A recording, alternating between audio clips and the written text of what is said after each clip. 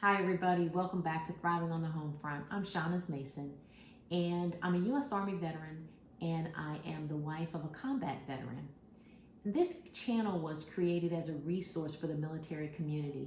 So whether you are in the military or you love someone who is in the military or someone who is a veteran of the military, hopefully I'll be talking about something that will help you to thrive on your home front.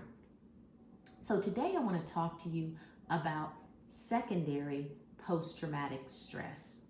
And this is also known as compassion fatigue.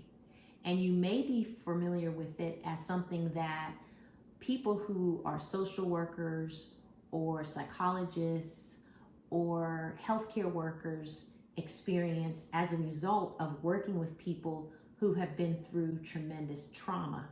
But if you're a caregiver of a wounded warrior, you may experience secondary traumatic stress and you may not even be aware of it. My experience with secondary traumatic stress happened when my husband came back from his second combat deployment, and I couldn't sleep for days. I was irritable. I was short with my children, and I didn't realize that the trauma that my husband was going through was spilling over onto me. And you may experience it as in a different way. Maybe you're depressed, you've become disorganized. Things that used to be simple for you are now extremely difficult. So if you think this is something that you may be experiencing, I want you to know that help is available. And it does take courage to ask for help, but I want to encourage you to reach out to some organizations. So I'm going to give you 3 resources. The first one is giveanhour.org. They are mental health professionals. They provide an hour of free counseling to military families.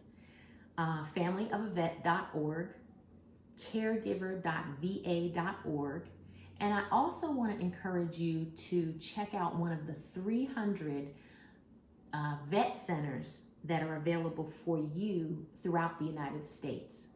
So they also provide in-person and virtual counseling.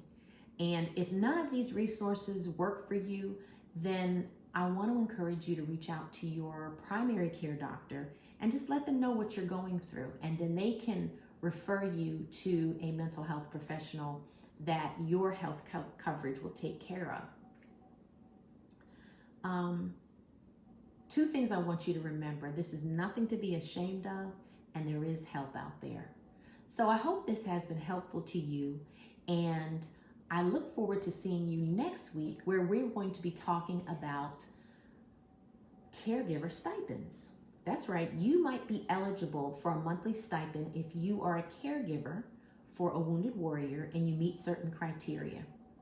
So if this was helpful to you, please like or subscribe, and I look forward to seeing you next week on Thriving on the Home Front.